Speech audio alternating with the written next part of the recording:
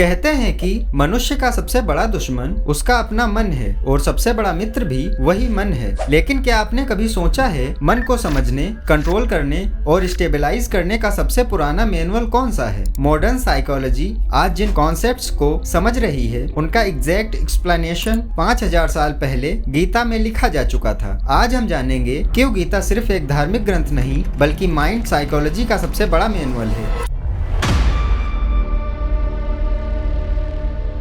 गीता शुरू होती है एक मनोवैज्ञानिक ब्रेकडाउन से।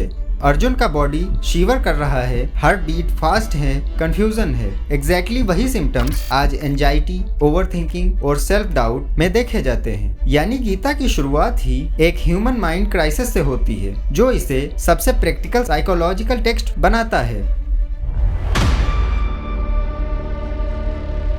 मॉडर्न साइकोलॉजी मन को सिर्फ कॉन्शियस और सबकॉन्शियस में बांटती है, लेकिन गीता इसके आगे जाकर 3 माइंड स्टेट्स बताती है। तमस, कंफ्यूज्ड माइंड, जब इंसान नेगेटिव थॉट्स में फंसा हो। रजस, रेस्टलेस माइंड, जब थॉट्स अनकंट्रोलेबल हो। सत्व, क्लियर माइंड, जब इंसान स्टेबल और फोकस्ड हो। आज न्यूरोसाइंस में इसे कहते हैं कॉग्निटिव स्टेट्स, लेकिन गीता ने यह सिस्टम हजारों साल पहले समझा दिया था।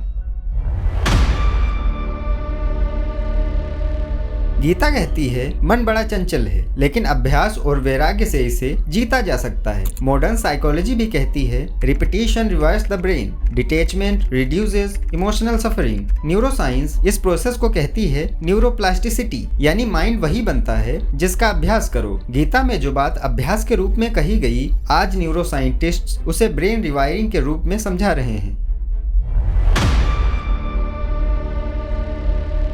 ओवर थिंकिंग का सबसे बड़ा कारण पास्ट और फ्यूचर में फंसा मन। गीता कहती है योगम कर्मसु कौशल्यम, माइंडफुल एक्शन ही मन को थकने से बचाती है। मॉडर्न थेरेपी में इसी को कहा गया mindfulness based stress reduction, MBSR, यानी प्रेजेंट मोमेंट पर रहना, जो गीता हजारों साल पहले से सिखा रही है।